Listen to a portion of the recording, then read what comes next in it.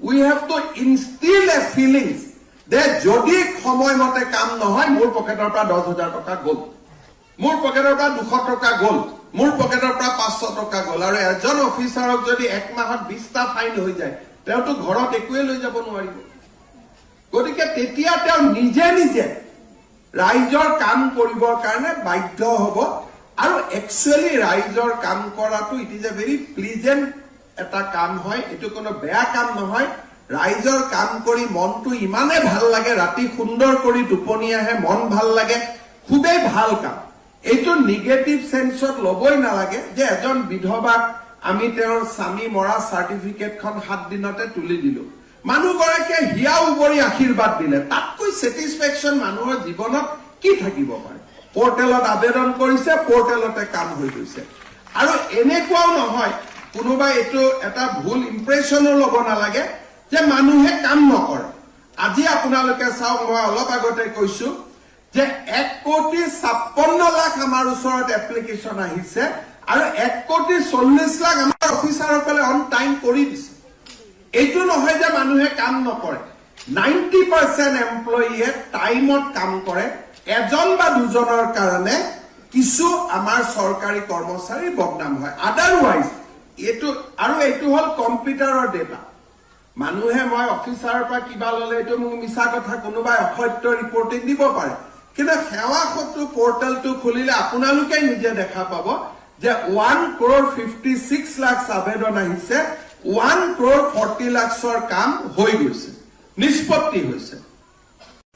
এই first appellate authority আৰু second appellate অথৰিটিত ন্যায় নোপোৱাৰ লগে লগে মানুহজনে ৰাইট টু পাব্লিক চাৰ্ভিচ কমিশ্যনত আহিব। আৰু ৰাইট টু পাব্লিক চাৰ্ভিচ কমিশ্যনে ডাইৰেক্টো কথা শুনিব পাৰে। এনেকুৱা নহয় যে এপিল কৰিহে তেওঁলোকৰ ওচৰত আহিব। তেওঁলোকৰ ওচৰত যদি ডাইৰেক্টলি কোনোবাই কমপ্লেইন দিয়ে, সেইটো তেওঁলোকে ফাৰ্ষ্ট এপিলেট অথৰিটিলৈকে ৰেফাৰ কৰি পঠিয়াব পাৰে, আৰু কমিশ্যনে ৰেফাৰ কৰিলে অথৰিটিয়ে শুনিবই লাগিব। কমিশ্যনৰ অধিকাৰ থাকিব 100 পৰা 10,000 টকা ফাইন কৰা, যে অফিচাৰজনে কামটো কৰি দিয়া নাই, মই চালো, আৰু 100 পৰা 10,000 টকা তেওঁ ফাইন কৰিব পাৰিব।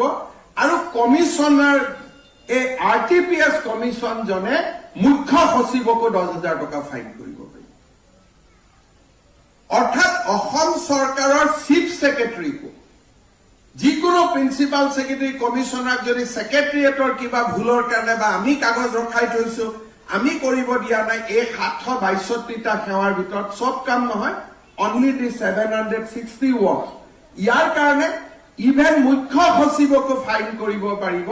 আৰু যেতিয়া কমিশ্যনে 10,000 টকা ফাইন কৰিব, এই টকাটো তেওঁ চৰকাৰৰ পৰা লৈ দিব নোৱাৰে, তেওঁ নিজৰ পকেটৰ পৰা দিব লাগিব, অৰ্থাৎ নিজৰ দৰমহাৰ পৰা দিব লাগিব। অৰ্থাৎ সাধাৰণ আৰু কাক দিব লাগিব? যাৰ কামটো দিলে হ'ল ইমান, মানুহজনে এই টকাটো পাব। এই টকাটো কোনো কিবা দাতব্য অনুষ্ঠানত নাযায়, আবেদনকাৰীয়ে এই টকাটো পাব, যে মোৰ অহা যোৱা খৰচৰ বাবদ এই 10,000 টকা ফাইনৰ টকা আপোনাৰ একাউণ্টত জমা দিব লাগিব। এতিয়া এইখিনি কোৱাৰ পিছত অহা ইলেকশ্যনত আমি পোষ্টেল বেলটত ভোট পোৱা দিগদাৰী আছে, এইটো মই জানো, হয় নহয়? কৰ্মচাৰীসকলে বহুত কষ্ট পাব, বেয়া পাব, কিন্তু বহুত মানুহে ভাল পায়। আৰু এই কামটো ইতিমধ্যে 7খন ৰাজ্যত চলি আছে। আজি মোৰ আবেদন হৈ গ'ল, 1 মাহ হৈ গ'ল, 2 মাহ হৈ গ'ল, 4 মাহ হৈ গ'ল, মোৰ কামটো হোৱা নাই, মই ক'ত যাম? আজিলৈকে কোনো মানুহে এড্ৰেছ নাজানিছিল। আৰু অফিচাৰৰ ৰুমৰ বাহিৰত গৈ তেওঁলোকে বহি থাকে। কোনোবা DC অফিচত, ছেক্ৰেটাৰিয়েটত গ'লে ভাল ভাল অৱসৰপ্ৰাপ্ত মানুহক আমি লগ পাওঁ, খুৰা কিয় কাৰ্যালয়ত আহিছিলে? বোলে মই এইখন কাগজ বিচাৰি আহিছিলো, হোৱা নাই কাৰণে বাৰে বাৰে আহি থাকিবলগীয়া হৈছে। ডিচিজন ভিতৰত আছে, ৰুমত বহি।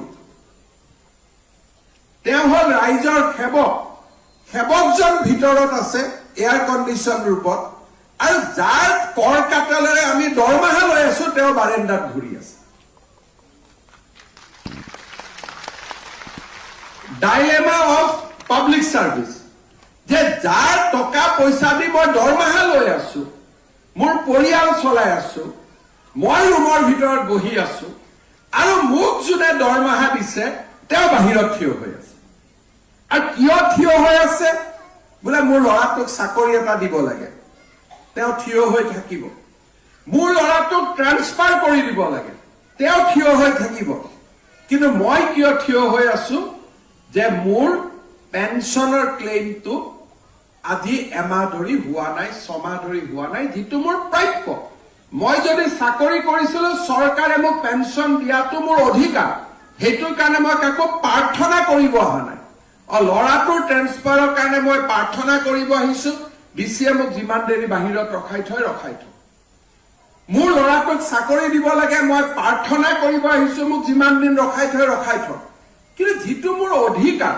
ইমান দিন চাকৰি কৰিলো এতিয়া পেনশনটো মোৰ অধিকাৰটোৰ কাৰণে মই কিয় বাহিৰত ৰখি থাকিম এই কথাবোৰ সমাধান কৰাৰ কাৰণে লোকসেৱা আইন অধিকাৰ আইন আমাৰ ভাৰতবৰ্ষৰ 34খন ৰাজ্যত বলবৎ কৰা হৈছিল কিন্তু বলবৎ কৰা হলেও মানুহে ক'ত যাব নাজানাৰ কাৰণে এই আইনখন এখন কাগজৰ বাঘত পৰিণত হৈছিল আৰু আইনখনৰ বিষয়ে মানুহে জনা নাছিল বা আইনখনৰ প্ৰয়োগ হোৱা নাছিল